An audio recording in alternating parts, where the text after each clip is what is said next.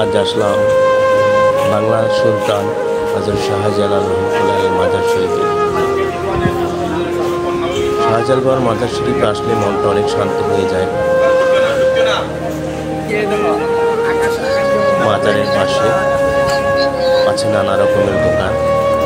এই দোকানগুলোতে পাওয়া যায় নানা রকমের জিনিস, তসবি, আতর, টুপি ও নানা ধরনের খাবার।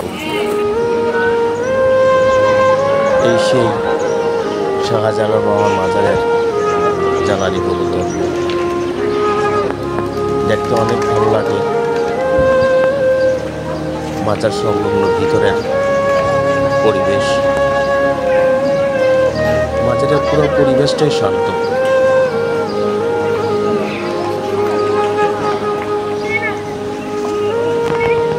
এই সিঁড়ি দিয়ে এবং এই জায়গায় দিয়ে মাজার শরীফে যেতে হয়।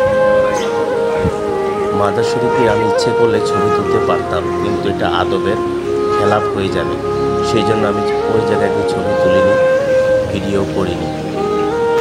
এই যে লাল কাপড়টা দেখা যাচ্ছে, এটা হযরত শাহজালাল বাবার মাজার শরীফ।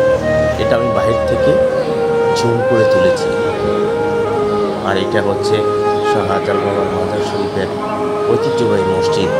এই মসজিদেও নামাজ পড়লে আপনার কাছে অনেক ভালো লাগবে।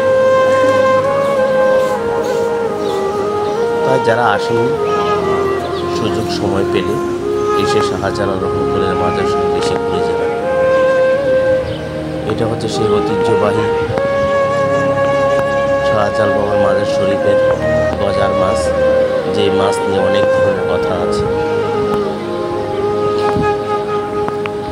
সময় সুযোগ পেলে, তাই আবারও বলবো, সময় সুযোগ পেলে সিলেটের শাহজালাল রহমতুল্লাহ আলাইহির মাজার শরীফ এসে দেখে যান, অনেক ভালো লাগবে।